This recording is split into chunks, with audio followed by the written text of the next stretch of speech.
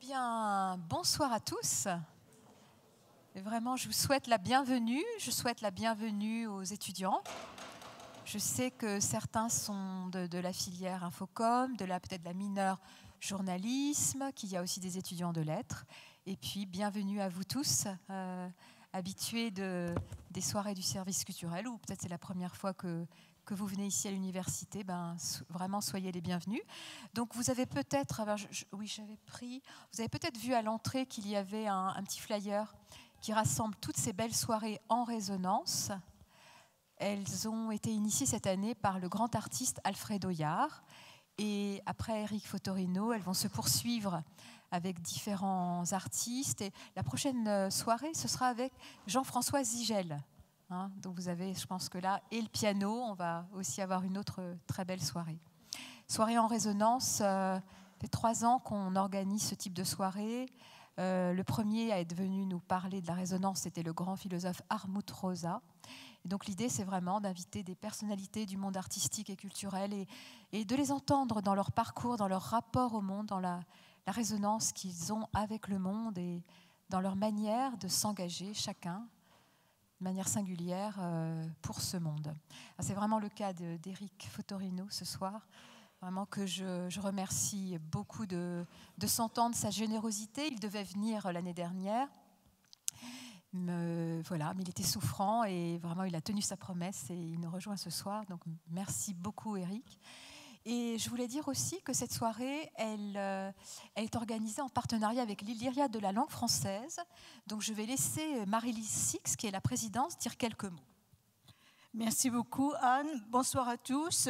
Oui, je voulais simplement rappeler que cette soirée a été préparée en collaboration entre l'Elyria, notre association l'Elyria de la langue française, et puis l'Université catholique de l'Ouest, et en particulier avec Anne.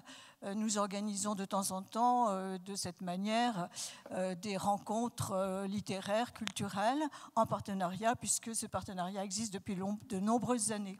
Voilà, j'avais rencontré Eric Fotorino à Fontevraud lors de la remise du prix Terre de France à son beau roman Mohican. Et à cette occasion, nous avions eu l'idée peut-être de prolonger cette rencontre par la soirée d'aujourd'hui, qui a été différée en raison des aléas de la vie. Mais j'avoue que Mohican n'est pas sans rappeler le beau roman également consacré à la terre et aux paysans de René Bazin, La terre qui meurt.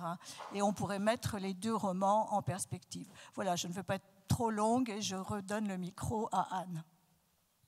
Voilà, donc c'est parti pour ce moment que nous nous sommes répartis de la manière suivante. Donc Magali Prodhomme, qui est maîtresse de conférence en information communication, qui va échanger avec Eric Fotorino autour de la question du journalisme. Et puis moi, dans un second temps, je parlerai de la partie plus proprement littéraire. Alors, voilà, environ 50 minutes d'échange. Ensuite, c'est à vous, donc préparez déjà vos belles questions. Et puis ensuite, Sébastien de la librairie Hilario nous attend. Il a préparé un beau stand, donc si vous le souhaitez, vous pourrez acheter des livres et puis vous pourrez aussi il y aura une séance de dédicace, qui est toujours agréable de rencontrer l'auteur de manière personnelle. Oui, et puis alors, Eric Fotorino, qui est venu par le train, avec cette pluie, etc., a rapporté 100 exemplaires de la revue Le 1, et c'est d'abord pour vous les étudiants. Donc ne partez pas sans venir chercher votre cadeau, qui a été transporté depuis Paris. Je vous souhaite une très belle soirée.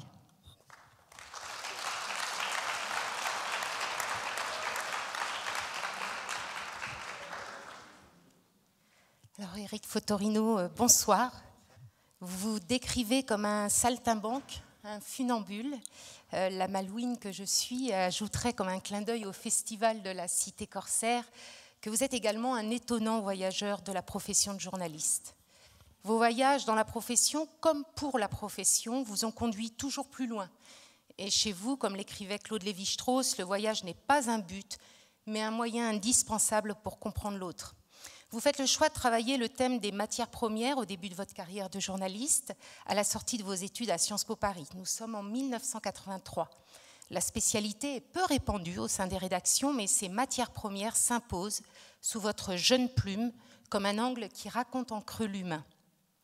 Jérôme d'Artiguenave, qui recensera pour la revue Politique étrangère votre ouvrage « Le festin de la terre, histoire secrète des matières premières », publié en 88, écrira « Les livres sur les matières premières sont suffisamment rares pour ne pas les laisser passer, a fortiori quand l'auteur a la réputation d'être un des meilleurs spécialistes du moment. » En 5 ans seulement, le pigiste s'est érigé en spécialiste de ces matières brutes, ce qui vous vaudra, dès 1986, un poste de journaliste au Monde responsable de la rubrique agroalimentaire. L'aventure était commencée. Les voyages, comme les reportages, se multiplient en Afrique, ou plutôt les Afriques, comme vous les appelez, de l'Éthiopie en prise à la famine, à l'Afrique du Sud qui signe la fin de l'apartheid, puis dans les pays de l'Est travaillés par la chute du mur de Berlin, et enfin comme envoyé spécial dans plusieurs pays d'Amérique latine. En 1995, vous êtes nommé grand reporter, celui dont on dit qu'il écrit les grandes pages de l'histoire. De ces expériences, et singulièrement celles des Afriques, vous écrirez « J'y ai appris le questionnement, donc le journalisme, le contact irremplaçable avec le réel ». En 1998, on vous confie la rédaction en chef du Monde et 5 ans plus tard, vous devenez chroniqueur de la 4e page de couverture du Monde, un genre journalistique qui sied parfaitement à l'éloquence du journaliste écrivain. Puis en 2005, vous êtes chargé de concevoir et de lancer une nouvelle formule du quotidien, de remuer le vieux modèle du Monde, direz-vous. La tâche est immense, notamment après la sortie fracassante du livre de Pierre Péan et Philippe Cohen, La face cachée du monde, mais aussi en pleine révolution technologique de la presse écrite et l'irruption de la presse gratuite. Et tout s'enchaîne vite. 2006, soit un an plus tard, vous devenez directeur de la rédaction, puis en 2008, après plusieurs rebondissements au sein du groupe, vous êtes élu président du directoire du groupe La Vie Le Monde. Le grand reporter, chroniqueur, devient gestionnaire. Comme vous le direz au micro du grand entretien de François Buniel, c'était le destin, en précisant que dans l'histoire singulière du Monde, ce monde né en 1944, fondé par Beuve-Méry, les directeurs qui se sont succédés ont tous été des journalistes. Vous restez 2 ans à la tête du Monde avant d'être révoqué, vous l'écrirez. 25 ans de ma vie, je me suis levé tôt pour faire et refaire le monde. Cette page désormais tournée, en prenant bien soin, écrivez-vous, de ne pas la déchirer. Vous lancerez avec votre complice du Monde, Laurent Greilsheimer, le 1, une unique feuille pliée, un seul grand thème d'actualité, traité à travers le regard de plusieurs contributeurs. Vous devenez créateur de journaux. Nous sommes en avril 2014. En 2017, vous lancez avec François Buniel le MOOC trimestriel America, récit d'une Amérique à hauteur d'homme. En 2019, Zadig le MAG. Et enfin en 2020, Légende, dont le dernier numéro est consacré à Bob Dylan. Éric Fotorino, que d'hommes dans cet homme unique. Avec du recul, que vous inspire votre trajectoire dans le journalisme ? Écoutez, merci d'abord pour ce résumé très complet de ces années. Alors, c'est vrai que l'an dernier, 2024, c'était ma 40e année de carte de presse, donc 40 ans de journalisme. Depuis qu'en effet, juste avant Le Monde, j'avais commencé dans un journal qui s'appelait La Tribune de l'économie, précisément, et vous avez très bien fait de le rappeler, parce que je m'étais intéressé à la question des matières premières, qui était très peu traitée dans la presse française, plutôt dans la presse anglo-saxonne. Et moi, j'y avais vu pas seulement des comptes rendus de chefs de gare, le cacao a monté, le zinc a baissé, le nickel, etc., mais simplement une aventure humaine, avec une dimension géopolitique, économique, culturelle, aussi littéraire même et poétique. Donc c'était un tout en fait que j'ai voulu essayer, hein. Mais ça marquait vraiment la destinée des peuples, le Chili et le cuivre, la Calédonie et le nickel, le cacao avec la Côte d'Ivoire, l'or et l'Afrique du Sud, etc., etc. Et donc si vous voulez ce parcours, bon, je me dis bon, mais je commence juste là. Il faut continuer. Vous voyez, c'est drôle parce que j'ai l'impression que comme quand je nage, je n'ai pas d'âge. Quand je fais ce métier, j'ai l'impression que je n'ai pas d'âge. Que je suis toujours dans le... Vous avez prononcé un mot important. tant qu'il y a des questions à poser, j'ai l'impression que c'est jamais fini, ça ne peut pas s'arrêter. Donc c'est un métier que j'aime beaucoup pour ça. C'est l'éternel questionnement. Je me souviens d'un texte de Kundera qu'il a écrit il y a longtemps qui s'appelle L'art du roman. Et il dit dans ce texte, il dit le roman n'a pas réponse à tout, il a question à tout. Et quand moi j'ai lancé le 1 il y a une dizaine d'années, 11 ans bientôt, ou même quand j'ai été à la tête du monde, je voulais toujours dire qu'en fait, ce qui était plus important, c'était de savoir questionner plutôt que les réponses. Parce que les réponses, elles sont toujours, on le voit bien, il n'y a pas d'intangible dans la réponse. Il y a le rassembler des faits le plus honnêtement possible, avec le plus de recul possible. Mais c'est vrai qu'on traverse toujours le présent les yeux bandés. C'est aussi Kundera qui disait ça. Et donc, tant qu'on n'a pas toujours compris ce qu'on voit. Et c'est vrai que le questionnement, il faut toujours le remettre. Longtemps, on n'a pas appelé Mandela autrement que le terroriste Mandela. On n'a pas appelé Arafat autrement que le terroriste Arafat. Et puis un jour, ces gens sont devenus, au contraire, très reconnus, légitimés, etc. Alors qu'est-ce qui s'est passé? C'est les mêmes. Pourquoi on les appelle comme ça? Quel est le nom qu'on vous donne? Quel qualificatif peut-on donner à tel événement? Donc ça, c'est quelque chose, c'est toujours quelque chose qui roule, qui n'est pas fini. Voilà, donc quand je vous entends évoquer ce parcours, j'ai l'impression que c'est passé comme une flèche et qu'il y a encore beaucoup à inventer. Et de toutes ces expériences, chroniqueur, reporter, même gestionnaire, patron du monde, laquelle vous a le plus marqué? Alors, vous savez, moi j'ai toujours vécu au présent, c'est-à-dire que quand je vivais au présent ma vie de reporter, il y avait pas, c'était la plus belle vie du monde. Quand j'ai été patron du monde, en fait, ça a duré de 2007 à 2011, donc ça a duré plus de 2 ans, mais ça a été très compliqué parce qu'il y avait un président de la République à l'époque qui se mêlait de médias, qui était Nicolas Sarkozy, donc ça a été compliqué. Mais si je fais abstraction de ça, on a réinventé un journal. On a réinventé un journal à l'ère du numérique. J'ai fait prendre ce virage qui était nécessaire de dire on ne peut plus dire que le monde doit être un journal exhaustif puisque le papier ne peut pas en soi être exhaustif. Le papier, il doit être inspirant, il doit sélectionner, il doit trier. Je pense que la tâche première d'un journaliste, c'est de trier. C'est de faire la hiérarchie des choses entre ce qui compte vraiment, ce qui compte moins et ce qui ne compte pas. Donc ce qui ne compte pas, c'est même pas une ligne.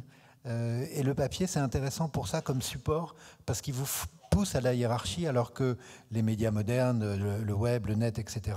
ont beaucoup d'avantages par ailleurs, mais ils n'ont aucune hiérarchie et aucune unité de temps. On ne sait pas quand ça commence, on ne sait pas quand ça finit. Voilà, donc moi j'ai aimé tous ces moments de ma vie et finalement c'est en les additionnant, en les confrontant les uns aux autres, en les frottant les uns aux autres, que j'arrive à trouver, moi, une cohérence dans mon parcours qui, en effet, a toujours été de savoir comment on élucide le réel, comment on accepte de se laisser bousculer par le réel.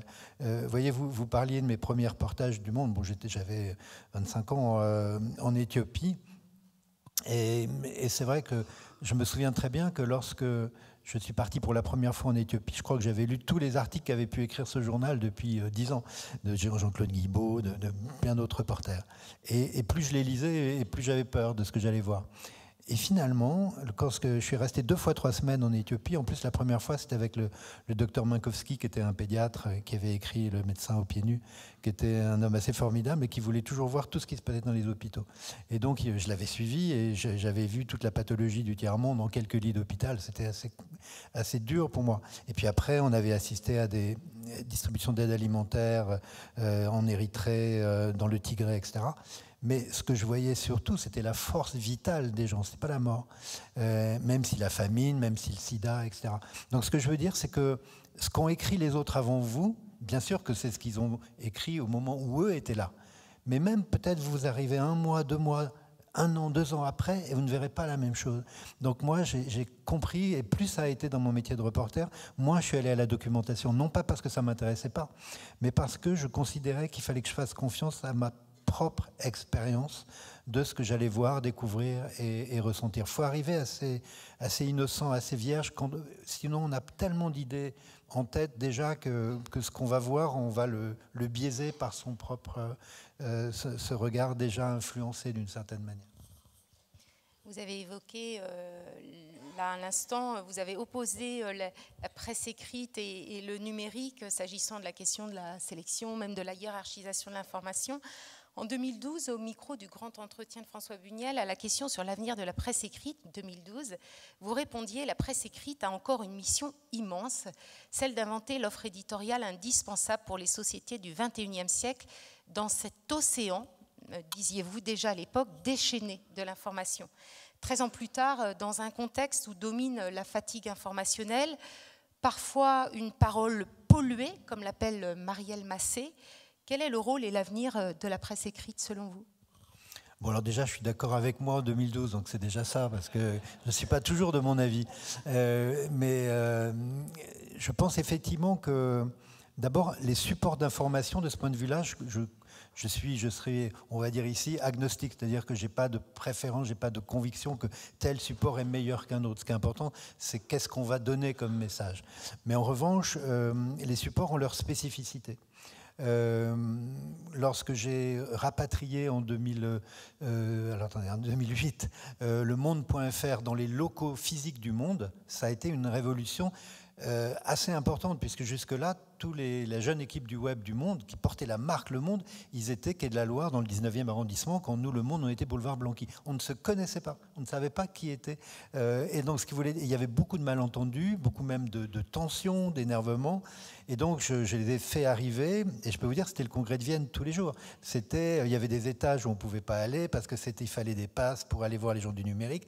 Et c'était deux cultures. En gros, ceux du web, disaient les journalistes du papier, sont des vieux dinosaures qui ne vont pas survivre à l'étincelle numérique. Et les jeunes du numérique étaient considérés par ceux du papier comme des gens qui devaient avoir les doigts carrés à force de taper sur le clavier. Donc, il y avait vraiment une telle défiance qu'il fallait absolument créer une rencontre. Et cette rencontre, elle a eu lieu tout près de mon bureau. À l'époque, j'avais installé une ambassade, vous voyez le vocabulaire, la sémantique, où j'avais pris les plus volontaires du web dans le papier et les plus ouverts au papier dans le web. Et j'ai installé comme ça une quinzaine de journalistes. Et j'ai dit, c'est vous qui allez faire évoluer le monde avec moi. Donc, et j'ai dit, on ne va pas faire le grand soir. Je me souviens, je lui ai dit, dans 3 mois, il y a des élections municipales. Et ben, vous allez travailler ensemble. Et qu'est-ce qu'ils ont vu ? Ceux du papier ont vu que quand il n'y avait pas de place dans le papier, quand ils avaient des choses passionnantes à dire, mais qu'on avait bouclé le journal, eh ben, ils pouvaient tout de suite faire un article sur le numérique. Ceux du numérique, quand ils ont vu comment travailler les journalistes du papier, comment on vérifiait nos informations, comment un article ne trouvait pas sa place dans les colonnes tant qu'il n'avait pas été relu au moins 3 fois. Tant que des correcteurs n'avaient pas vérifié l'orthographe, mais au-delà de l'orthographe, le sens, etc., eux, ils étaient dans la publication spontanée, immédiate. Donc, tout ça, ça s'est quand même un peu décalé, et maintenant, et très bien, aujourd'hui, c'est un seul monde. Et alors, c'est pour l'anecdote, mais c'est intéressant. Je me souviens, en plus ça parle de vélo, vous allez voir ce que je vais vous dire. Je me souviens un jour, je boucle Le Monde, donc je donnais toujours le BAT à 10h30. Je courais toujours un peu après Plantu pour qu'il me donne son dessin, mais 10h30 on bouclait. Et puis après, comme on dit, ça roule, c'est-à-dire les plaques sont faites et à l'imprimerie. Un journal, un quotidien, c'est un process industriel. Donc vous avez des grosses machines qui vous engagez une bobine de papier dans la gorge d'une rotative et puis voilà, ça part. Et vers midi, je me souviens que le chef du service des sports vient me voir.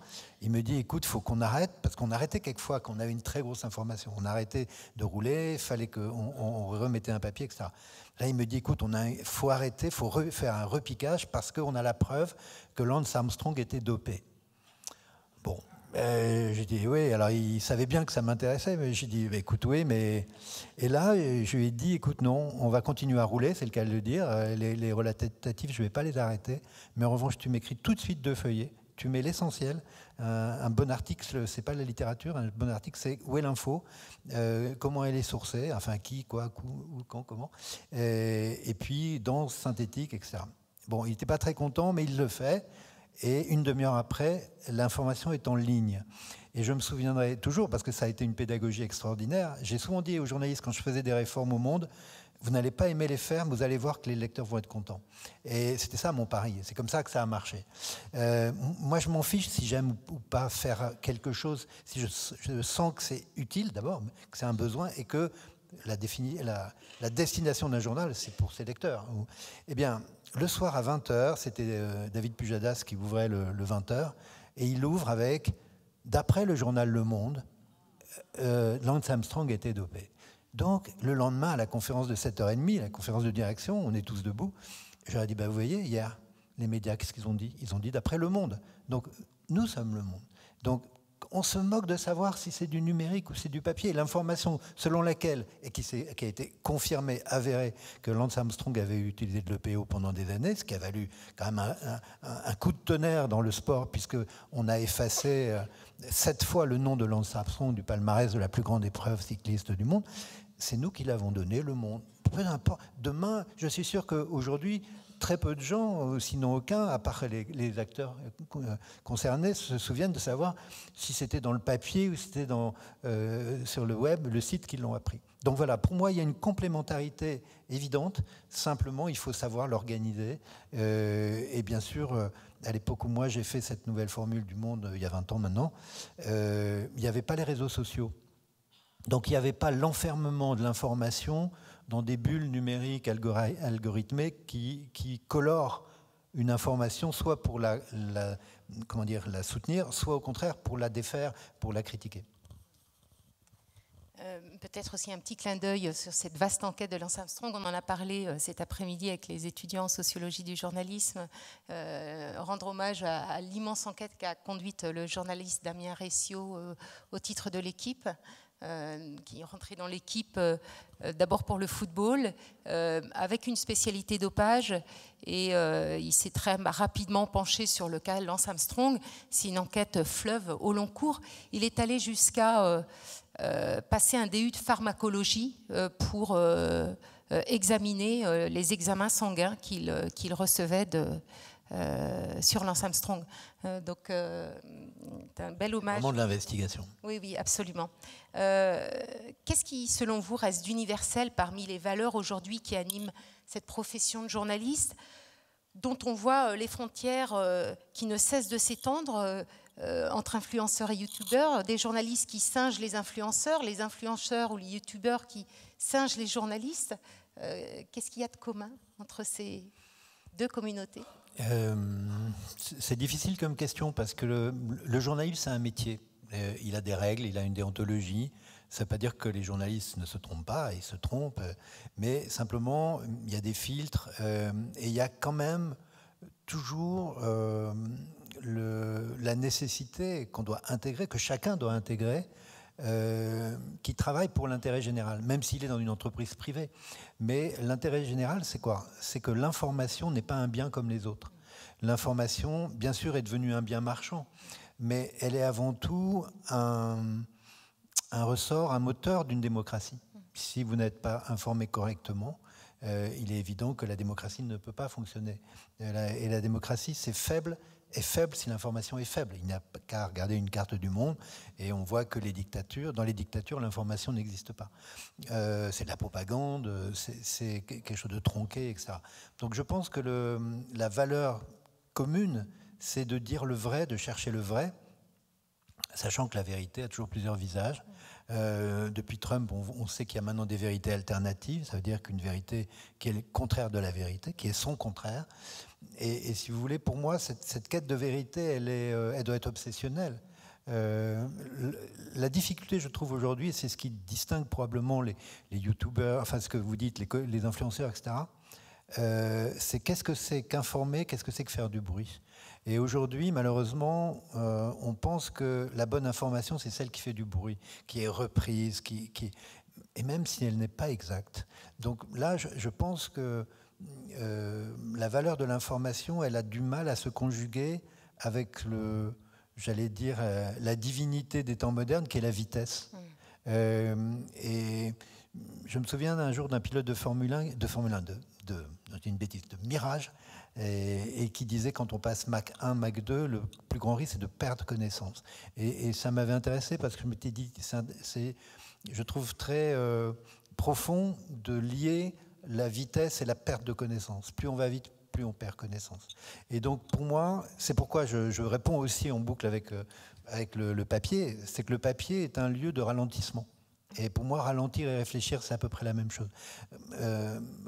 Réfléchir dans la vitesse, qui devient vite de la précipitation, est quand même assez compliqué. Donc moi, ce que j'aime, c'est ralentir. Et Beuve-Méry, en 1944, dans son éditorial du 17 ou 18 décembre 1944, dit « nous aurons à cœur de vous donner une information claire, honnête, précise, vraie, et dans la mesure du possible, le plus rapidement possible. » Mais le plus rapidement possible de 1944, c'est encore à taille humaine. On n'a pas inventé tout un tas d'outils d'accélération, de la vitesse, sans parler de l'intelligence artificielle. Et donc aujourd'hui, je pense que l'écueil, c'est effectivement de confondre l'information et une forme de publicité pour un titre, pour une personne, pour un compte, etc. Ça, c'est la première chose. Et la deuxième, et elle nous ramène à un livre que je conseille aux étudiants d'aller chercher dans la belle bibliothèque que j'ai vue, je pense qu'il doit exister. C'est un livre de Guy Debord, donc, qui était un philosophe situationniste, on appelait ça un peu avant mai 68, et qui a écrit un livre assez majeur qui s'appelle La société du spectacle. Et dans ce livre, La société du spectacle, il dit, dans une société inversée, c'est-à-dire une société où l'image a pris le pas sur la réalité, le vrai n'est plus qu'un moment du faux.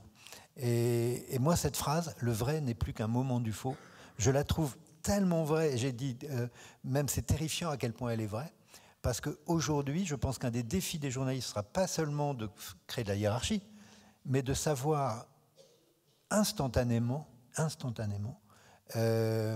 repérer ce qui, dans une information écrite, c'est peut-être plus facile, mais une vidéo, une image, est-ce que c'est vrai? Est-ce que ça a eu lieu ou pas? Et je me souviens, il y a une dizaine d'années, c'était un peu après justement cet entretien que j'avais fait avec François Bunel, j'avais entendu parler d'une réunion qui se fait tous les ans aux États-Unis entre les rédacteurs en chef de grands journaux. Et c'était donc dans les années 2013-2014, cette réunion avait eu lieu parce qu'ils voyaient bien qu'il fallait des investissements technologiques très importants pour contrer une vidéo. Alors, ils avaient pris un exemple que j'ai, moi, traduit dans la réalité française. Imaginez un vendredi après-midi à la Grande Mosquée de Paris, donc jour de grande prière, un attentat, des dizaines, des centaines de morts, et cette vidéo qui passe partout dans le pays arabe, le pays musulman, etc. Quelles sont les conséquences de cette vidéo? Et au bout de combien de temps vous avez pu voir que cette vidéo est fausse, du début jusqu'à la fin? Donc c'est ça l'enjeu, c'est comment on pourra détecter le faux et les agents du faux, qui seront à même, avec ces outils de l'intelligence artificielle, qui n'est pas que ça, heureusement. Mais là, il y a un défi énorme pour la vérité, pour les faits, et donc pour ce métier, et donc pour la démocratie, puisque si on considère que la vérité est le carburant d'une démocratie, et l'information donc carburant de cette vérité, on est devant des choses à la fois très passionnantes, mais aussi assez inquiétantes. Vous parliez de vérité, de post-vérité. Quand vous évoquiez la question du temps dans votre ouvrage « Mon tour du monde », vous parlez de la pendule du monde et vous racontez comment vous avez passé, notamment quand vous étiez à la tête du monde, votre temps à courir après le temps. Oui. Mais vous voyez, ça, c'est des lieux... C'était pas le numérique. Non, c'était pas le numérique, mais alors bon, ça peut paraître très ancien. Imaginez que moi, j'ai écrit mon premier article comme étudiant dans Le Monde, c'était en 1981, donc j'avais une petite vingtaine d'années. Je l'avais envoyé par la poste et je l'avais envoyé manuscrit sur comme avaient les étudiants à l'époque, une feuille de classeur trouée, voilà. Et à ma grande surprise, un éditorialiste du Monde qui s'appelait Philippe Boucher m'a téléphoné. M'a téléphoné, c'est mon téléphone fixe, évidemment. Et je n'avais rien d'autre. Et il me dit, écoutez, j'ai lu votre article, c'était sur l'article 16 de la Constitution, donc sur les pleins pouvoirs. Mitterrand venait d'être élu et j'interrogeais, je me demandais s'il allait abroger cet article. Vous voyez qu'il n'a jamais été abrogé. Et donc j'envoie ça et il me dit, écoutez, votre texte est intéressant, venez me voir. Bon. Donc j'arrivais juste à Paris, de ma province, de La Rochelle, et je vais au Monde. Et donc Le Monde, c'était à l'époque un immeuble assez austère dans une sorte de renfoncement du boulevard des Italiens, donc rue des Italiens. C'était l'ancien immeuble d'un journal qui s'appelait Le Temps. Et Le Temps était un journal qui était en gros le journal officiel de l'entre-deux-guerres, le journal du patronat, et qui avait été arrêté pour fait de collaboration. Et donc, après, c'est une autre histoire, le général de Gaulle a voulu créer un grand journal indépendant, et c'est devenu Le Monde, et il a placé à la tête Hubert Beuve-Méry. Et donc, j'arrive là-bas, et je vois cet immeuble très austère, avec cette pendule, comme un œil de cyclope, en fait, sur cette façade très grise. Bon, mais je ne m'étais pas trop arrêté à ça. Mais quelques années plus tard, me voilà embauché au Monde, et j'arrive le matin, comme tout le monde, à 6h15, dans la nuit. 6h15 l'hiver, et je vois cette énorme pendule. Mais avant d'accéder aux étages, il y avait une petite porte, et il y avait 3 camions garés devant, avec des rouleaux de papier énormes, 35 tonnes de papier. Et il fallait se dire que, regardez bien les aiguilles du chronomètre, de la montre, et presque avaler cette horloge. J'ai avalé cette horloge, en fait. Et elle est devenue mon rythme presque biologique. Donc je calculais à quelle heure je devais être là, à quelle heure il fallait que tel papier soit rendu, à quelle heure il devait être corrigé, à quelle heure il devait être lu, à quelle heure le BAT, etc. Et ça a été ma vie pendant 25 ans. Heureusement, les presque 5 ans où j'ai dirigé le journal, j'avais des adjoints, j'avais toute une équipe, je n'étais pas tout seul à faire Le Monde. On ne fait jamais un journal tout seul. Mais c'est vrai qu'intégrer Le Temps, c'était très important, parce que ces camions qui étaient garés à 6h du matin, à 11h, ils avaient disparu. Mais arrivaient des camionnettes, des motos, des sidecars avec des sacoches, et par un petit soupirail, parce que l'imprimerie était en dessous. Donc l'immeuble tremblait tous les jours entre 11h et 15h, et on croyait que c'était le métro, mais non, c'était les rotatives. Et donc c'était comme ça, et il faisait chaud, parce qu'il y avait encore le plomb, on composait encore au plomb.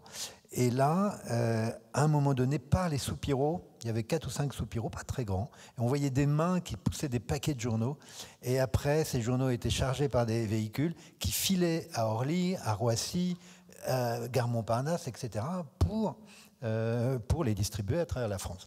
Et donc, si vous voulez, on avait toujours... Le temps, c'était très important pour nous. Comme on disait, quelquefois, on remontait la pendule. Moi, quand je suis arrivé au Monde, on bouclait à 11h30. Quand je dirigeais Le Monde, on bouclait à 10h30. Et donc, on avait intégré ça, ce qui faisait qu'on se demandait, est-ce qu'on fait un journal chaud ou froid? Est-ce qu'on a fait le journal, en fait, la moitié du journal la veille? Alors bien sûr, les critiques de cinéma, les pages culture, etc. On considérait que c'était le froid. Et moi, c'était marrant parce qu'il y avait Le Monde des livres, comme vous savez. Et quand on me disait les romans, c'est le froid, ça m'a toujours... J'avais toujours un problème avec ça, parce que pour moi, qui ai toujours vécu l'urgence romanesque par ailleurs, je me disais, mais non, c'est très urgent, un roman. C'était déjà le vendredi, Le Monde du jeudi daté vendredi. Oui, parce qu'en plus, on était daté du jour du lendemain. Voilà. Comment voulez-vous faire des scoops avec le journal du lendemain? On vous sent encore plein de fougue quand vous évoquez cette belle épopée du Monde. Oui, parce que, si vous voulez, d'abord, ça a été 25 ans, c'est long, c'est quand même une vie professionnelle très, très longue. Enfin, c'est une vie tout court. Et puis, quand j'étais reporter, je ne sais pas, je n'ai pas compté les reportages, mais je fais beaucoup de reportages. Et à chaque fois, je vivais une vie en résumé, quoi. C'est-à-dire que c'était tellement intense ce que je vivais avec les gens que j'allais voir. Parce que le journaliste, c'est des rencontres, c'est des gens qui ne sont pas nécessairement connus, ça n'a pas tellement d'importance. Mais qu'est-ce qu'ils vivent, qu'est-ce qu'on va partager avec eux? Quand je suis allé après le tremblement de terre à Mexico, c'était comme si on avait fait tomber par terre des armoires normandes. C'était incroyable, cette ville. Les destructions. Et en même temps, il y avait ces gens je me souviens d'enfants qui couraient après un camion citerne parce qu'il y avait des gouttes d'eau qui... Vous voyez, vous gardez des images. Moi, j'ai gardé des images incroyables un peu partout. Et donc, c'était très excitant de se dire, ce que j'ai vu là, personne ne l'a vu, donc je vais le raconter. Vous voyez, et évidemment, l'image n'avait pas encore la force qu'elle a aujourd'hui. Et puis... il y a toujours à une époque, j'étais allé beaucoup aux États-Unis pour voir les responsables du New York Times, du Washington Post, etc. Et je me souviens du patron du Washington Post qui m'avait dit la règle du journalisme, il me l'avait dit évidemment en anglais, tell me something I don't know. Voilà. Dites-moi quelque chose que je ne sais pas. Et c'est vrai que très souvent, le journalisme est répétitif. On vous dit des choses, mais vous le savez déjà. Moi, je n'ai pas envie d'un journal où on me dit ce que je sais déjà.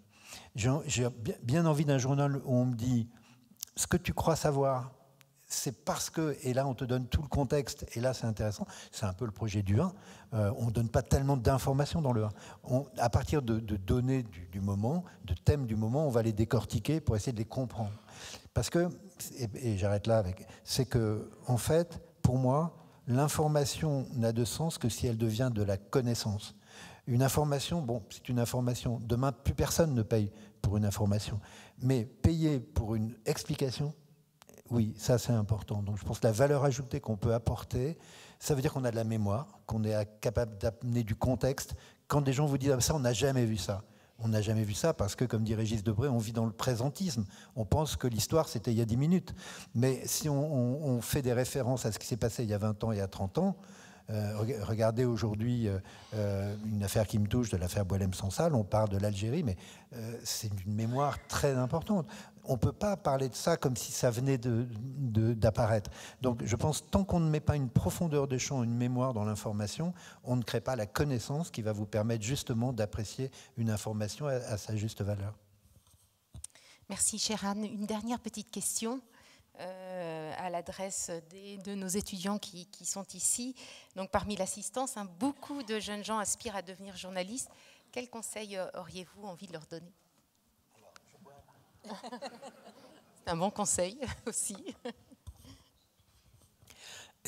Alors, ça peut vous paraître surprenant que ma réponse, mais moi, d'abord, je les encourage vraiment s'ils pensent qu'ils ont cette vocation-là, parce que pour moi, c'est une sorte de vocation. C'est une vocation, le journalisme. Quelquefois, on la découvre tardivement, quelquefois, on ne sait pas qu'on l'a, et puis on se retrouve immergé dans une rédaction et on se dit qu'on ne veut jamais partir de là. Je me souviens de cette phrase de Camus. Alors, je parle devant une spécialiste de Camus, alors je vais faire attention, mais, et Anne me corrigera, mais il me semble qu'il dit à un moment donné, il y a 3 lieux où je me sens innocent, et c'est un théâtre, un terrain de foot et le marbre d'un journal. Hein, je ne sais plus dans quel contexte il dit ça aujourd'hui, mais ce bonheur intense, cette sensation d'être vivant, dans une communauté aussi. Voilà, il y a une camaraderie, et d'ailleurs Camus, avec Combat, évidemment, a porté quelque chose qui est un combat intellectuel, et puis un combat de citoyen, mais aussi cette fraternité qu'on peut trouver dans une rédaction, parce que, bon, moi j'ai fait mon journal, le journal d'abord, Le Monde, qui n'était pas mon journal, et puis mon journal avec le 1, avec Laurent Grel-Samer, qui malheureusement est décédé l'année dernière. On a vraiment fait beaucoup de choses ensemble. Pendant 30 ans, on a eu nos bureaux collés l'un à l'autre. Donc c'était une camaraderie qui allait très très loin. On se retrouvait à 6h du matin, tous les matins de la vie. Donc si vous voulez, à un moment donné, donc on sait comment on pense, on sait qu'on n'est jamais... Ce qui était intéressant d'ailleurs, et ça je trouve que c'est aussi une leçon, être journaliste, c'est pas être d'accord avec les autres, c'est être d'accord avec soi, sachant qu'on ne doit pas se promener trop avec ses préjugés, qu'on doit les faire tomber. Mais en revanche, c'est toujours une tension, un journal. C'est toujours une tension, mais positive, avec des gens qui ne pensent pas comme nous. Et c'est comment, ensemble, et je peux vous dire, Le Monde, on ne pensait pas tous pareil, mais comment on fait un journal qui est cohérent, qui est fort, avec des esprits très différents, mais qui ont comme unité d'être des esprits libres.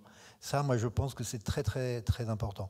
Et je me souviens, le 11 septembre 2001, au moment des attentats, moi, j'avais milité pour qu'on garde la page théâtre, la page sport et la météo. Parce que si j'avais écouté tout le monde, je n'étais pas du tout chef à l'époque, enfin j'étais rédacteur en chef, mais c'était Louis Plenel, notre patron, et une partie de la rédaction en chef voulait faire que tout le journal, du début jusqu'à la fin, ce soit ça. Et je dis non, moi j'ai dit non, moi je crois pas. Je crois que le monde, bien sûr, il s'est passé cet événement majeur, mais le monde continue d'exister. Et je crois que c'est ça qu'il faut toujours garder une forme de nuance, une forme de recul, toujours une distance, surtout face à quelque chose qui est plus grand que nous. Donc le conseil que je donnerais, c'est il faut s'y jeter passionnément et puis se garder soi. Dans ce qu'on est, dans son regard, dans sa sensibilité. Il ne faut jamais avoir peur d'être sensible, mais il faut surtout avoir peur de la bêtise. Merci. Vous avez évoqué Laurent Gresheimer, vous lui avez rendu un magnifique hommage dans les pages du Monde. Éric Fotorino, je vous cite, être seulement journaliste était insuffisant pour m'accomplir. Disiez-vous au micro de Jean-Christophe Ruffin, qui vous désigne comme un écrivain majeur. Vous avez tout écouté, incroyable. Avec plaisir. Ce travail. C'est désormais l'écrivain que ma chère collègue Anne Proto va questionner. Merci beaucoup Magali. Merci beaucoup. Une belle citation. Merci.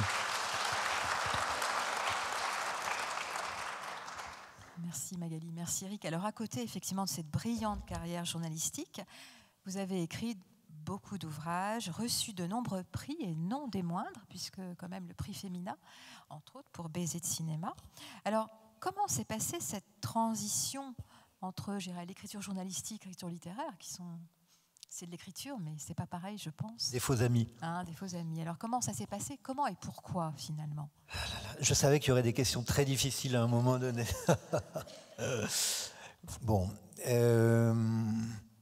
En fait, pour moi, la littérature, c'était loin de moi.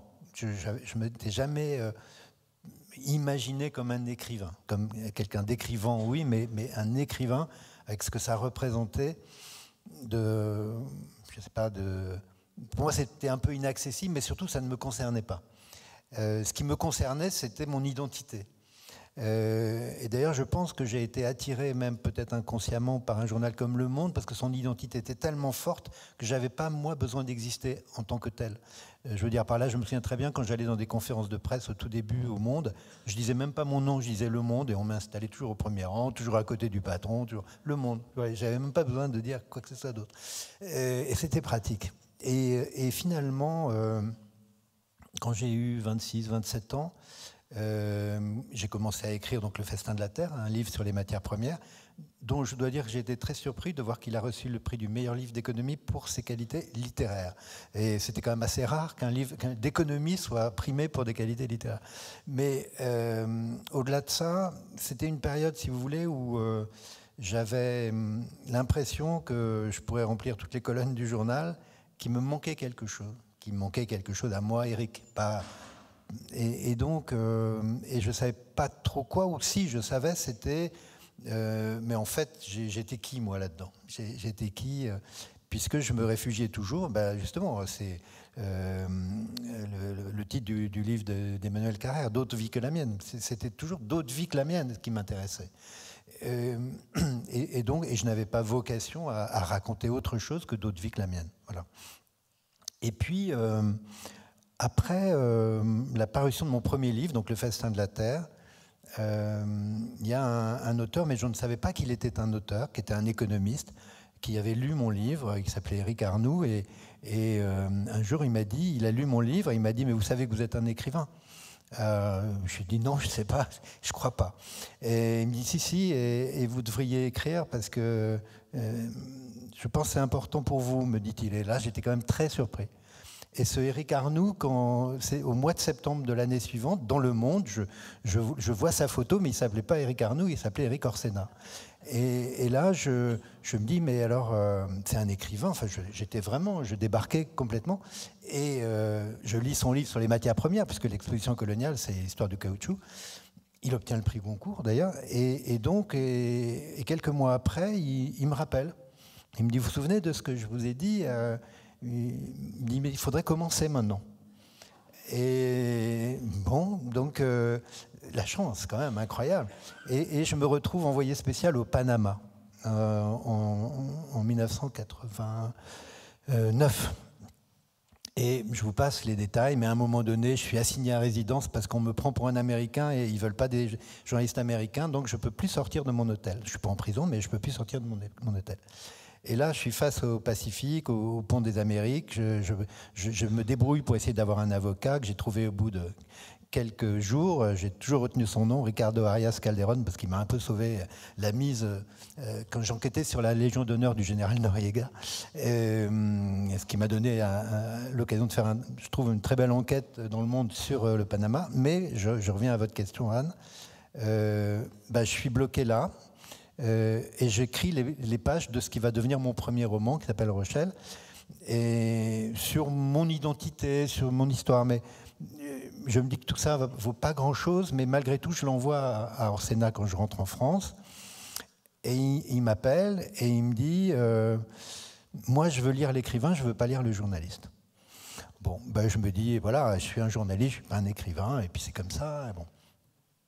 Et puis quand même, j'étais un peu piqué, je me dis, bon, je vais recommencer. Un écrivain, ça doit beaucoup recommencer, et beaucoup réécrire. Et là, plus prudemment, je ne lui envoie pas 50 pages comme la première fois, mais je lui envoie une dizaine de pages. Et là, il a cette réponse extraordinaire. Il m'a dit, c'est commencé. Et donc, il ne m'a pas lâché pendant 3 ans. Et j'ai publié mon premier roman donc, en 91, qui s'appelle Rochelle, et qui a été salué à l'époque, mais on m'a beaucoup aidé, parce que j'écrivais ces chapitres une fois au Congo, une fois à Moscou, une fois... Et mon premier éditeur, qui s'appelait Claude Durand, m'a dit « Mais comment avez-vous écrit ce livre ?» Alors, je lui explique, il me dit « Oui, parce que les chapitres individuellement, c'est bien, mais il faudrait les recoudre. » Et donc, on a fait tout un travail de couture, voilà. Mais au fond, pour vous dire quand même ce que je pensais à cette époque-là, c'est que ce livre serait mon premier et mon dernier roman. Je pensais que j'avais dit ce que j'avais à dire. Et finalement, 35 ans plus tard, ou presque, je n'avais pas réalisé, mesuré que en fait, la liberté d'écrire se paye d'une immense servitude, c'est que je n'ai plus arrêté. Je n'ai plus arrêté. Donc, comment tout ça s'est mis dans le journalisme? J'ai quitté le Monde pendant 1 an et demi pour écrire mon deuxième roman, parce que je sentais qu'il y avait quelque chose de moi qui pouvait, à un moment donné, m'aider à comprendre les miens. Les miens, c'est-à-dire mon père, ma mère, mon père adoptif, mon père naturel, la judéité, le Maroc, etc. etc.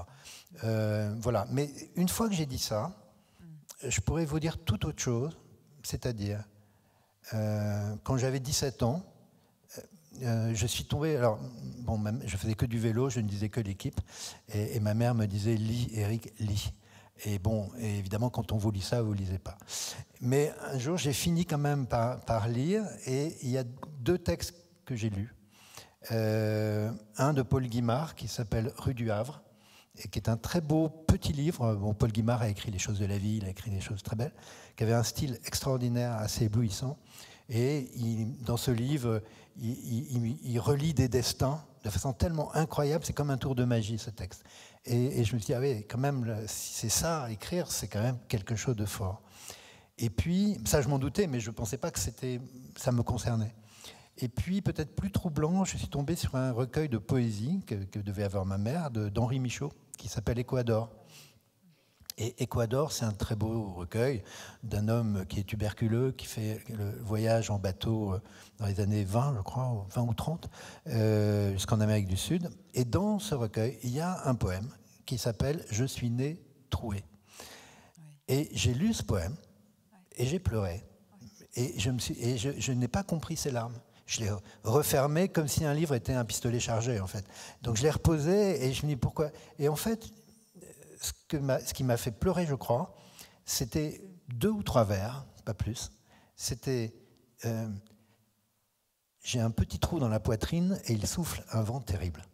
Et donc finalement, si je devais donner une sorte de rationalité à l'écriture qui n'est pas rationnelle, ce serait de vous dire, j'ai lu Michaud, j'ai lu Le petit trou dans la poitrine, et peut-être vers 25-26 ans, au moment où le destin me met sur la route d'Éric Orsena, le trou s'est agrandi. Et le trou devient peut-être même un gouffre.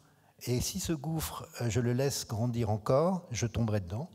Donc je pourrais remplir même toutes les colonnes de toutes les pages du monde, je serai toujours boiteux. Et donc, il faut tendre un fil au-dessus d'un gouffre. Et bien, d'une certaine manière, c'est peut-être le fil des mots que j'ai tendu par-dessus ce gouffre de l'identité, qui fait que probablement tout ce qui était le silence, le mensonge, l'absence, tout ce qui avait accompagné ma petite enfance, mes premiers papiers d'identité sont des faux. La déclaration de ma naissance, c'est faux, parce que les protagonistes ne sont pas là, alors que tout le monde sait qu'ils sont là. Eh bien, peut-être que j'ai été condamné de ne pas avoir eu, quand j'étais conscient de pouvoir lire ou comprendre la réalité, les explications. J'ai été peut-être, ou je me suis condamné à écrire peut-être des centaines de milliers de mots pour ne pas en avoir entendu 2 ou 3 voyez voilà, donc ce que je veux dire, c'est que je peux vous expliquer les choses factuellement. Je rencontre Eric Orsena, il me dit que je suis un écrivain, donc j'essaye, peut-être presque pour lui faire plaisir. Et puis que parallèlement, il y a un autre enjeu qui se joue, qui est « Mais tu as pleuré quand tu as lu Michaud, pourquoi ?» Voilà. Et je pense que la vraie question, elle est là. C'est magnifique, d'autant que dans le dernier roman, Mon enfant, ma sœur, il y a ce poème de Michaud. Bien sûr, je l'ai prévu de terminer, c'est tellement voilà. beau, je suis née trouée. Alors justement, c'est très bien, on est vraiment dans le cœur de ce dont je voulais parler dans le petit temps que nous avons ensemble, enfin, ce que j'appellerais le cycle de l'intime, enfin, ces œuvres fortes, bouleversantes autour de l'énigme, autour de votre identité, tous les silences qui ont entouré votre enfance. Je voudrais les citer pour donner aussi envie aux étudiants d'ouvrir ces ouvrages qui sont tellement... Je les ai pas mal, je disais avec Eric, j'ai fait quelques jours que je passe du temps avec lui à travers ces ouvrages et que je me dis, mais qu'est-ce qu'on entre dans ces récits comme dans une mer chaude. Il y a vraiment quelque chose de, vraiment qui est ouvert, accessible. Alors peut-être citer ce magnifique titre, je pense que beaucoup ont lu ici, L'homme qui m'aimait tout bas, où il est question donc de ce père adoptif. Ce père adoptif, celui qui épouse votre mère célibataire et qui va redonner une dignité, une vie, une respectabilité à la famille que vous appelez papa. Première fois que vous avez un homme que vous pouvez appeler papa, Michel Fotorino qui vous a tellement aimé et puis donné votre nom. Et puis il y a plusieurs récits, toujours aussi qu'on peut trouver à la librairie. Question à mon père et le marcheur de Fès. Là, c'est consacré à votre père biologique. C'est vrai, quelle histoire. Que lui, vous allez le rencontrer à 17 ans. À 17 ans, ça va être tout un apprivoisement avec cet homme voilà, que vous racontez dans vos ouvrages. 17 ans, c'est le titre de l'ouvrage, là, cette fois-ci, que vous consacrez à votre mère. Lina, jeune mère célibataire à qui on arrache un enfant, vous, mais elle va se battre pour vous retrouver. En revanche, ce grand secret qu'elle raconte dans 17 ans d'une petite fille, 3 ans après vous, mais que lui, on va lui enlever définitivement. Donc ça, c'est l'objet parce qu'elle est mineure. Et donc dans la quête, finalement, cette petite fille qu'on retrouve dans le dernier ouvrage, votre sœur, là aussi au titre admirable, poème de Baudelaire, Mon enfant, ma sœur, Songe à la douceur. Là aussi, un titre magnifique. Donc, au fil des œuvres, ce qui me frappe, c'est que vous repassez par les mêmes chemins, le cadre de l'enfance, les figures maternelles, paternelles, fraternelles, et à chaque fois en approfondissant, à chaque fois en éclairant finalement tel ou tel visage qui devient le héros d'un des textes. Alors, c'est ça, tout ce travail, c'est quoi? C'est là toujours cette quête d'identité qui n'aboutit jamais complètement. Une recherche pour faire la lumière sur ces zones d'obscurité. Comment vous pouvez parler de ce grand parcours, de ce long parcours?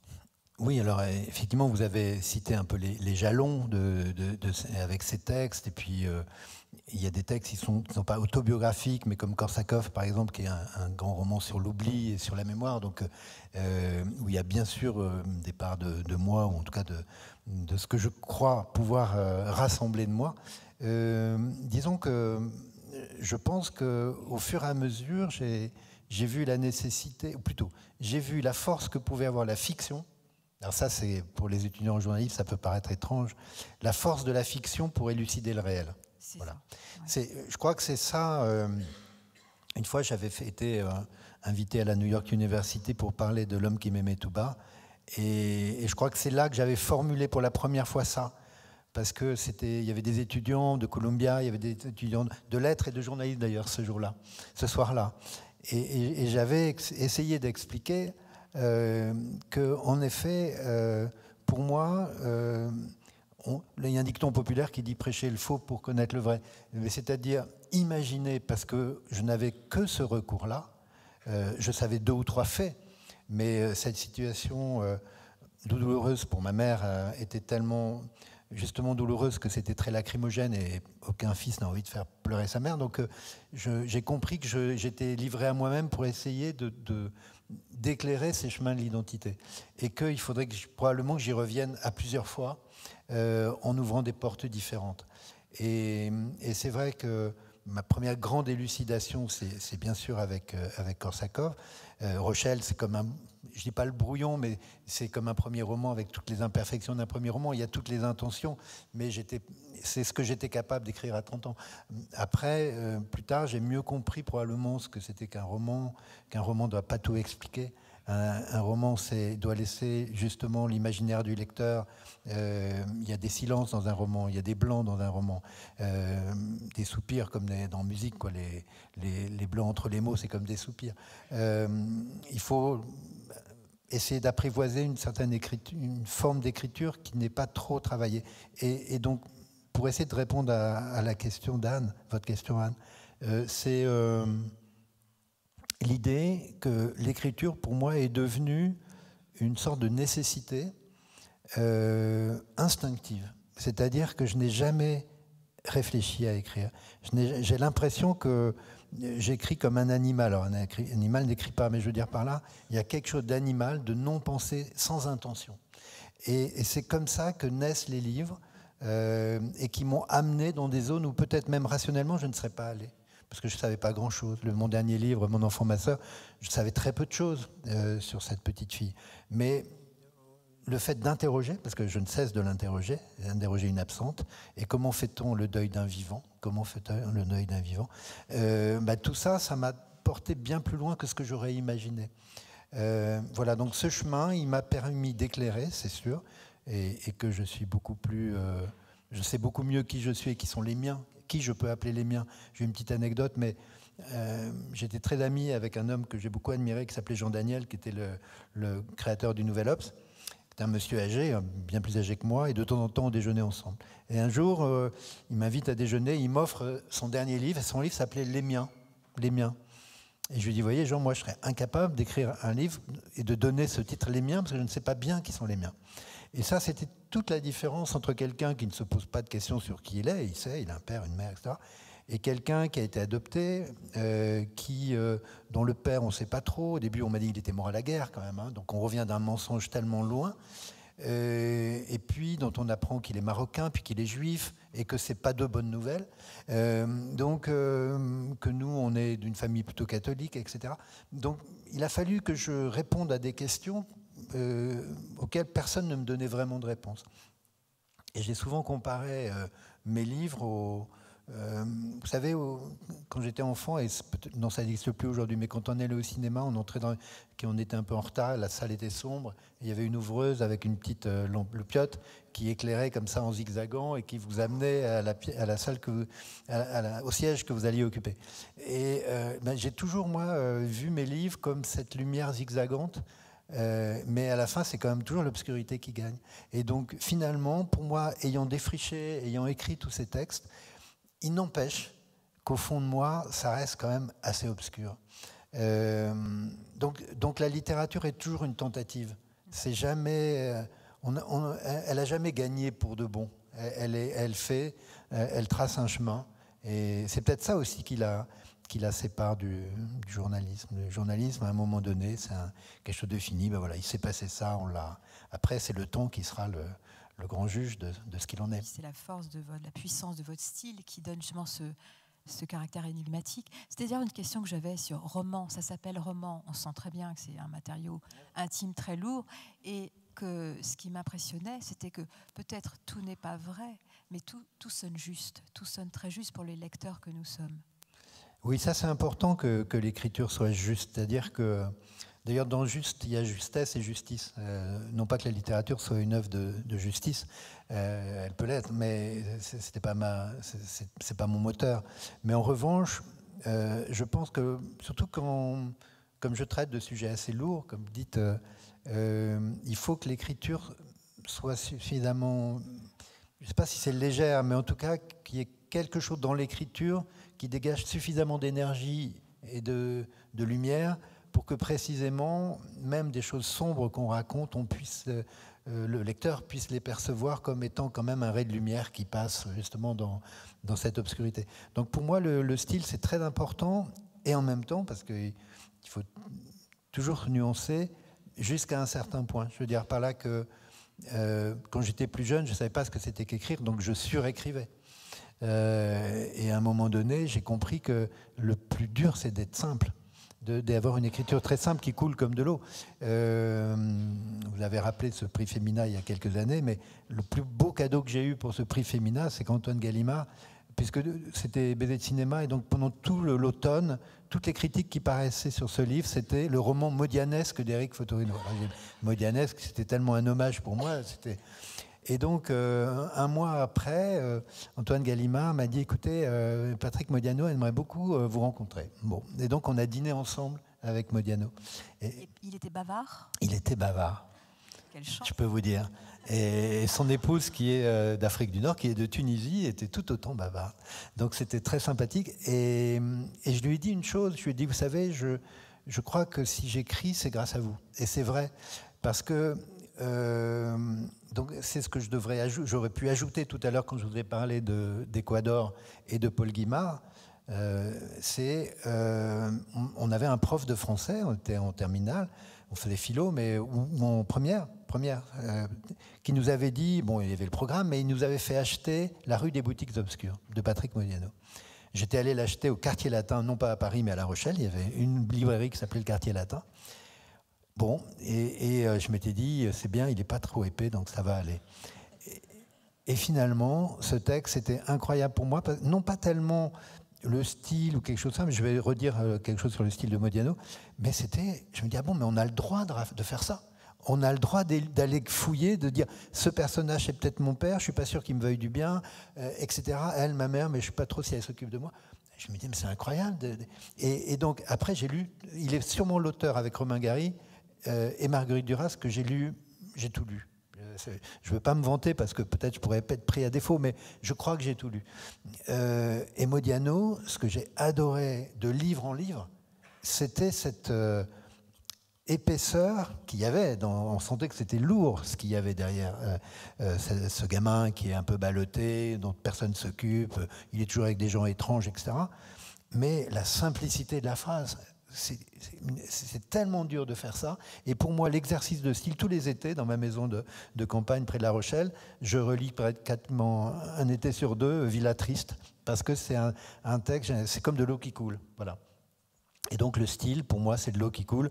Donc c'est pas des grands mots, c'est pas des choses, ce que j'appelle des phrases à péage. Vous savez, la phrase, on dit, ah ouais, là, il a vraiment dit, c'est le truc, c'est pour une citation, quoi. Ouais, alors, non, surtout pas. Là où vous êtes vraiment fort, enfin, dans votre recherche du temps perdu, c'est cette capacité, ça m'a beaucoup frappé, à relever un nombre de détails, ce sens du détail, une accumulation de détails qui, au final, font surgir vraiment avec beaucoup de force les personnages, hein, les personnages. Alors, je notais les chiffres du tiercé joué par votre père adoptif, l'immatriculation des voitures, les nombreux plats orientaux qui nous font saliver, les détails physiques, les fossettes, les mollets, toutes les ressemblances, vous avec votre père biologique, votre mère avec sa fille, etc.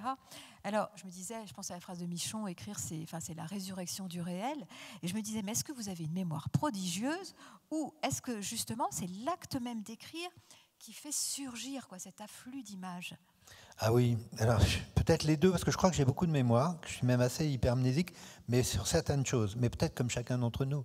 Il y a des choses, on se souviendra toujours, puis d'autres choses, on les a oubliées, même si on nous les a dit 10 fois. Donc je crois que j'ai quand même beaucoup de mémoire, mais il y a surtout ce que vous dites ensuite, c'est-à-dire l'écriture, pour moi, est un révélateur du réel et un ressouvenir. Vous savez, chez Proust, il y a le ressouvenir, le souvenir revient, comme si, finalement, il venait de naître sous vos doigts. Mais il y a des choses aussi qui, en revanche, vous échappent complètement. Je vais vous donner un exemple. Cet été, ma compagne a lu mon premier roman. Elle ne l'avait jamais lu, Rochelle. Et bien sûr, elle avait lu Mon enfant, ma sœur. Et elle me dit, mais c'est incroyable ce que tu as écrit dans Rochelle. Je dis, pourquoi c'est incroyable? Elle me dit, il y a au moins 2 choses que tu racontes qui sont quand même, quand on sait la suite, c'est fou. Et je lui dis, dis-moi parce que je ne sais pas. Et je peux vous dire je crois qu'on écrit pour pouvoir se taire, ce qui paraît paradoxal vu l'exercice que je fais. Mais je crois que j'écris pour pouvoir me taire, ne plus avoir à parler d'eux puisque c'est écrit. Et pour pouvoir oublier des choses. Eh bien, dans Rochelle, m'a-t-elle dit, et je suis allé vérifier, en effet, le narrateur, qui est un peu mon double, a une sœur. À cette époque, je ne sais pas que j'ai une sœur. Je ne le sais pas. Pourquoi j'ai besoin de m'inventer une sœur? Et il y a une sœur, Et ma mère, qui a lu ce texte, ne m'a jamais rien dit. Elle ne m'a pas dit « Ah, tu t'es inventé une sœur, il y a quelque chose ?» Rien. Et donc j'ai posé la question à ma mère il y a quelques semaines. Elle m'a dit « Mais tu sais, ce livre, c'était tellement dur pour moi que je l'ai lu de loin. » Donc je ne suis même pas sûr qu'elle l'ait lu finalement, ou alors ça a été trop dur pour elle. Ce qui est une autre question, c'est quand vous écrivez autour de proches, comment les proches vont pouvoir... Alors là, c'est exactement ce que j'allais poser comme question. Ben voilà. Non. Et on n'a pas préparé. Enfin, parmi les 15 000, je vais aller à l'essentiel pour bientôt nous approcher de la fin. Oui, c'est ça. Vos livres exposent d'autres personnes que vous. On a parlé bien sûr de vos pères, votre maman, votre sœur, etc. Comment faire avec l'intime des autres? Il me semble, si j'ai bien lu, que dans L'homme qui m'aimait tout bas, qui commence tristement par le suicide, de votre père, par exemple, vous ne citez jamais la lettre qu'il vous a écrite. Non. Voilà. Quelle limite vous donnez? Voilà. Ça, c'est très important. Qu'est-ce qui fait que vous êtes pudique ou que vous devenez racoleur? Pour moi, c'est une obsession. Mais c'est une obsession comme si, tout à l'heure, je disais j'avais avalé la pendule du monde. Je crois que j'ai avalé une ligne rouge aussi, ou une ligne jaune.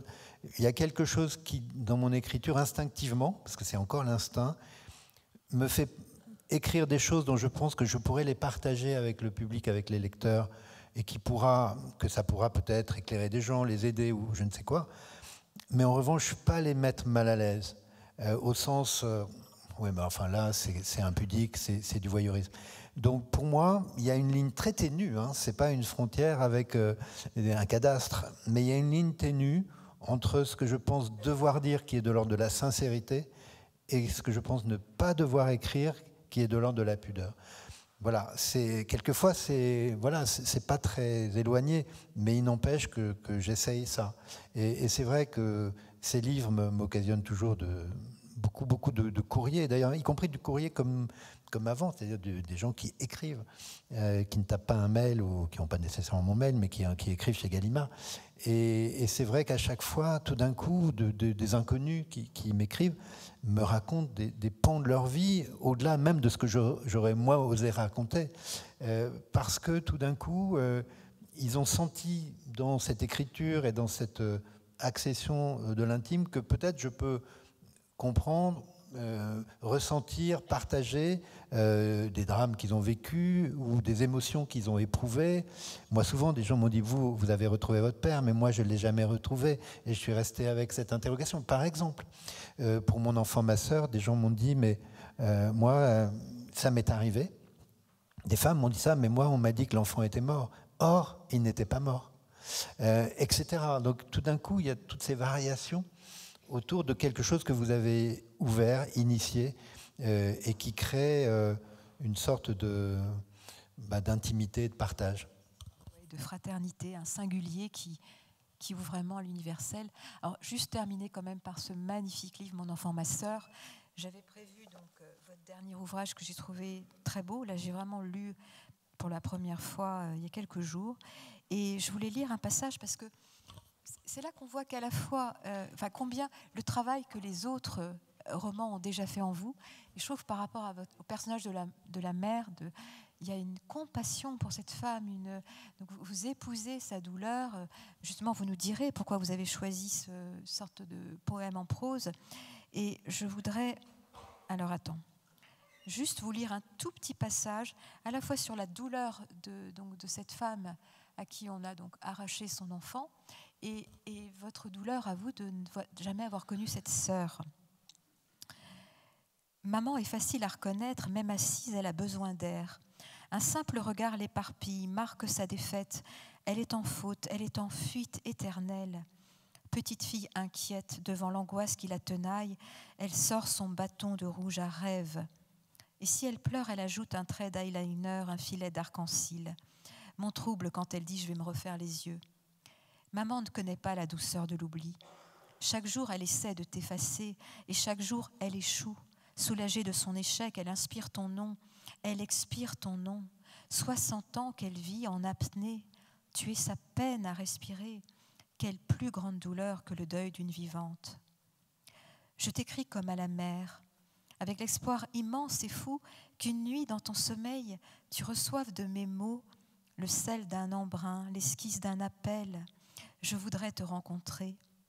dans la ville qui t'a vu naître, alors je te dirais, ce n'est qu'un petit trou dans la poitrine, mais il y souffle un vent terrible.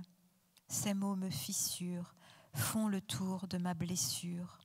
Les murmurant la première fois, des larmes ont roulé, incongrues, impossible à retenir, se tenait devant moi dévorante l'énigme de l'absence. Je suis née trouée. Un trou dans le tendre du cœur, coup de fusil dans un album de famille, pères en charpie, confiance envolée, ton visage annihilé. Il ne reste plus que nous, maman et moi. Pas étonnant qu'on étouffe. Le petit trou a grandi, aussi large qu'une tombe au nez, au nom effacé. Merci. Merci beaucoup.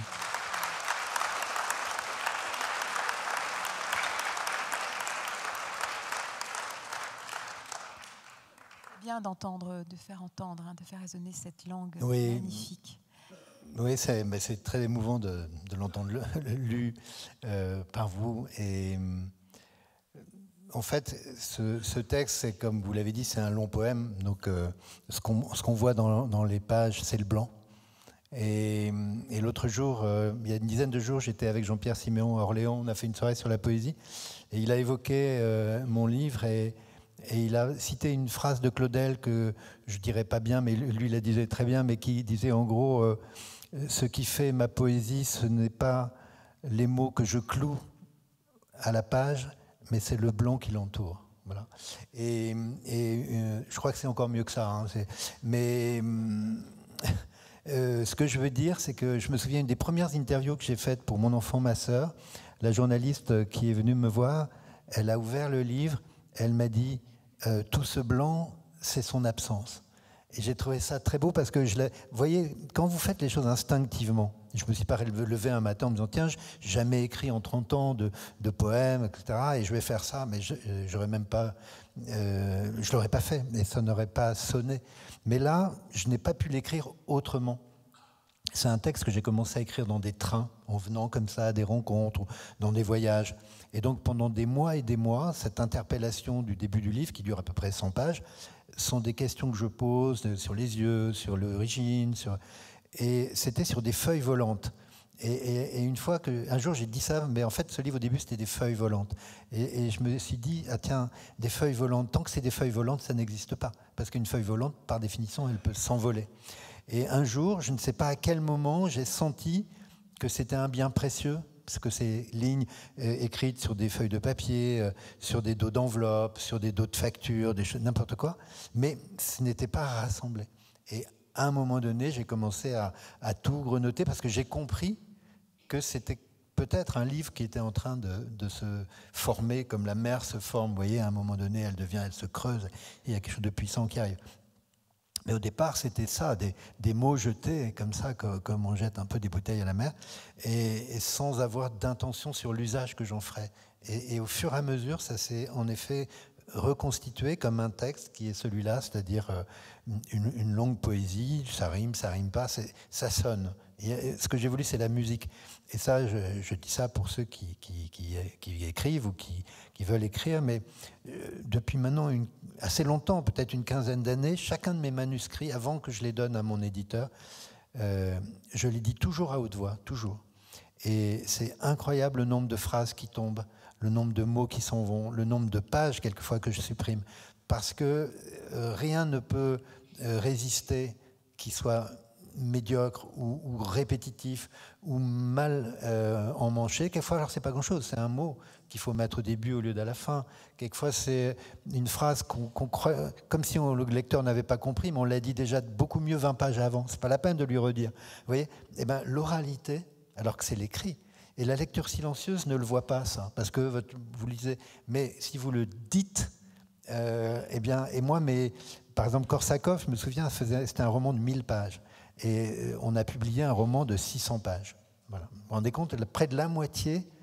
Et je peux vous dire qu'on oublie souvent que l'écriture, c'est quelque chose de physique. Et quand vous relisez un texte, vous lisez un texte, vous avez la tête qui tourne au bout d'un moment. Donc, je suis obligé de le faire par petites dose, parce qu'au bout d'un moment, vous avez vraiment la tête qui tourne, et donc vous n'êtes plus bien concentré sur le texte, etc. Voilà, donc le corps est aussi très important dans l'écriture. On n'est pas des simples esprits. Merci beaucoup, Éric. Merci.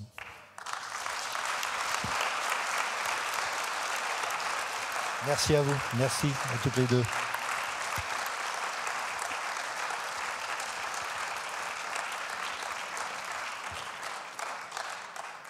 On a un petit peu dépassé le temps, mais ça valait la peine. Alors, mais on a quand même quelques minutes si l'une ou l'autre personne veut poser une question.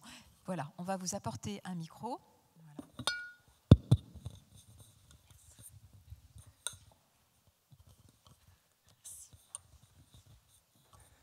Merci beaucoup pour cet entretien extraordinaire.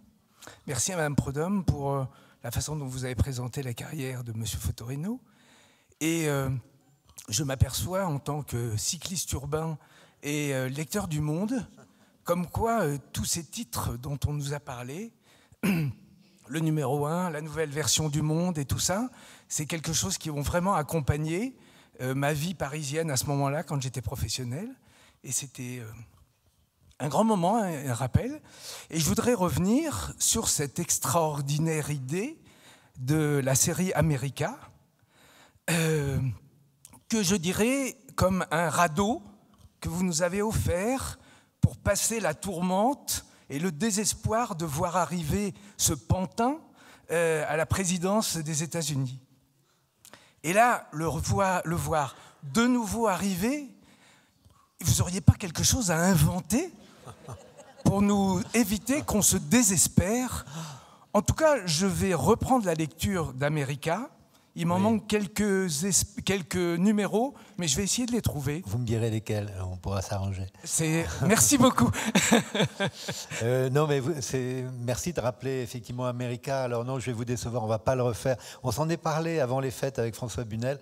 Lui écrit un film en ce moment, il adapte un roman de Sandrine Colette, Nous étions des loups. Moi, je suis occupé dans mes romans à venir, etc. Et puis, au-delà de ça, on l'a fait, je crois qu'on l'a bien fait, pendant 4 ans. On a vraiment remué tous les thèmes, grands thèmes, sur la nation, sur le racisme, sur les religions, sur le travail, l'économie, le dollar. Bon. Et puis on a, grâce à François, eu les plus grands écrivains américains, à une ou deux exceptions près, on les a tous eus. Je dis Philip Roth, parce que Philip Roth avait dit oui, puis il est mort. Et Toni Morrison, John Updike, John Irving, Paul Auster. Voilà, et donc on s'est dit, vraiment, on s'est posé la question, on a déjeuné ensemble avec François Bunel exprès pour ça, parce que beaucoup nous demandaient, bon alors, est-ce que vous nous refaites America? Et on s'est dit, d'abord, il ne faut jamais refaire la même chose. Donc on aurait pu aller chercher les grands cinéastes, les Martin Scorsese, les gens qui ont travaillé sur la violence, etc. Bon. Et puis... que d'autres le fassent, quoi, voilà. Mais juste pour vous répondre, c'est vraiment une idée à la fois journalistique et littéraire, donc ça ne pouvait être qu'une idée qu'on pouvait avoir, François et moi. C'est-à-dire que Trump a été élu en novembre 2018, je crois, et on se dit... non, 17, parce que justement, on s'est dépêché, il a été après investi au mois de janvier, et là je me souviens très bien, il m'appelle un matin, il me dit « Eric, il faut quand même qu'on fasse quelque chose, Trump, avec le 1, tu crois pas, avec le 1 ?» Il me dit « Mais sinon, on pourrait peut-être faire autre chose que le 1, parce que le 1, vous n'allez pas faire toutes les semaines l'Amérique et tout. » Je dis bah, « Écoute, viens au bureau. » Il a pris son scooter, il est venu. Une demi-heure après qu'il soit arrivé dans mon bureau, on avait l'idée d'America. Simplement, il devait y avoir les présidentielles en France. Il m'a dit, bon, ben, on le fera à l'automne prochain. Et je lui ai dit, non, il faut le faire maintenant, on ne le fait pas. Parce qu'à l'automne prochain, les gens sont déjà habitués. Vous savez, les journalistes, c'est ça, le temps. Si on avait fait ça 9 mois après, non. Alors, on était le début janvier, on a été le premier numéro d'America, je m'en souviens, parce qu'on y a passé jour et nuit, vraiment jour et nuit. Les maquettes, les papiers, etc. Le 18 mars, il est présenté le premier numéro au Salon du Livre de Paris. Donc en moins de 3 mois, on a inventé un trimestriel qui a duré 4 ans, qu'on a vendu à 40 000 exemplaires par volume, et on en vend encore. Donc c'est vrai que c'était une idée journalistique sauvée par la littérature. C'est-à-dire, notre marraine, ça a été Toni Morrison. Là, c'est la capacité qu'avait François de pouvoir tout de suite mobiliser ces quelques grands écrivains. Moi, pour la petite histoire, j'ai signé un papier dans le premier numéro pour accompagner. Mais après, j'ai écrit toute la chronique Le Poisson Rouge de la Maison Blanche. Voilà. Je suis le Poisson Rouge. Dans ma biographie, un jour, il y aura le Poisson Rouge de la Maison Blanche. Une autre question? On a fait le tour. Hein. Oh. Je ne sais pas si les étudiants... Là, ou pas les étudiants. Ils ont tout noté. Voilà. Ah, un jeune étudiant.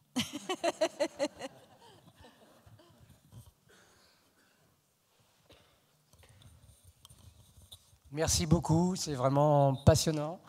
Moi, je vais peut-être un petit peu casser la baraque, mais bon, parce que je trouve que au niveau de l'écriture, c'est vachement intéressant ce que vous dites, etc. Mais moi, je reviendrai plutôt à aujourd'hui les réseaux sociaux. Beaucoup de gens comme moi s'interrogent si on doit y rester ou pas. Je parle notamment à fameux Zuckerberg et compagnie et tout ce qu'il y a derrière, pour pas citer de nom. Et j'aimerais avoir votre sentiment par rapport à ça, quoi. Alors, vous avez échappé, parce qu'on ne va pas le faire la semaine prochaine, on fait l'IA, mais notre numéro de la semaine prochaine devait être « Faut-il sortir des réseaux sociaux ?» Donc, on s'interroge, nous aussi, beaucoup sur cette question. Effectivement, on a vu une dérive récemment avec deux phénomènes. Il y a eu d'abord ce ralliement de Musk à Trump, d'une part, et aussi ce ralliement de Zuckerberg qui était quand même très opposant à Trump et à tout ce qu'il véhiculait, qui vraiment en race campagne abandonne tout, il n'y aura plus de fact-checking, il y aura plus de... toutes les idéologies pourront circuler, y compris les pires et les plus nauséabonds. Donc évidemment c'est très inquiétant. J'y ajoute même le fait que le patron d'Amazon, Jeff Bezos, qui est maintenant propriétaire, comme vous savez, du Washington Post, a interdit l'apparition d'un éditorial dans le Post au mois de novembre qui défendait Kamala Harris et qui disait les dangers de Trump. Il l'a fait pour une raison toute simple. Comme il avait été un opposant à Trump pendant le premier mandat et que ça lui avait nui dans l'obtention de marchés fédéraux, il a pris les devants, et je pense que c'est pareil un peu pour Zuckerberg avec Facebook, parce que Trump avait menacé de le jeter en prison. Donc voilà, il y a une sorte d'abdication terrible de puissants de la nouvelle économie et de l'idéologie libertarienne face à Trump. Alors, il y a deux écoles. Il y a ceux qui disent non, il faut rester pour, autrement ça va devenir qu'un lieu de complotisme, d'extrême droite, de tout ce qu'on veut, et ceux qui considèrent que non, ça, on peut pas, il faut créer d'autres. Donc il y a un Blue Sky, je crois, il y a des réseaux comme ça qui se créent, qui peut-être un jour seront contrôlés par les mêmes, on ne sait pas.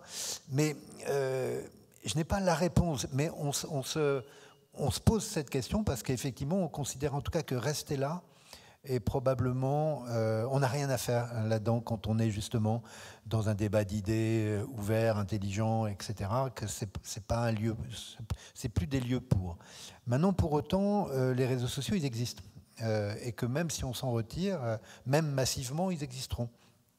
Et moi, je pense que ça, on en revient toujours finalement dans les grands sujets, on en revient toujours à un moment donné à l'éducation. C'est-à-dire, peut-être qu'il faut les utiliser comme pareil pour l'intelligence artificielle, mais il faut savoir qui nous parle, il faut savoir à qui on parle, il faut savoir les biais, il faut savoir tout ça. Et là, évidemment, on peut sinon combattre, mais en tout cas ne pas être sali soi-même, ne pas être embringué soi-même dans quelque chose qui nous diminue. Et les réseaux sociaux nous diminuent. Mais au-delà de ça, c'est vrai que cette économie numérique qui a un double de nous, chacun de nous a son double numérique, qui en sait quasiment plus que nous sur nous, ce qui vaut des campagnes pour nous faire acheter ci, pour nous rendre sensibiliser à telle ou telle cause, etc. Donc ces fameux algorithmes, il y a là quand même un danger, et je pense que ce danger, peut-être qu'il peut être en partie endigué par le fait que pour moi, ça devrait être un enseignement, enfin dans l'enseignement, On évoquait rapidement le vélo tout à l'heure. Moi, je suis un cycliste invétéré. Le casque nous protège la tête. Je crois qu'il faut symboliquement, métaphoriquement, mettre un casque aux enfants, un casque de connaissance qui les prémunit contre tout ce qui peut rentrer dans la tête et qui est toxique. Voilà, pour moi, et les réseaux sont en effet devenus toxiques. Et en même temps, les réseaux, c'est nous. Alors c'est ça qui est compliqué, parce que c'est une partie de nous aussi. Aucun regret? Eh bien, merci beaucoup. Merci beaucoup, Eric. Merci à vous. Merci de votre écoute. Et merci, Magali et Anne, pour vos questions et votre engagement.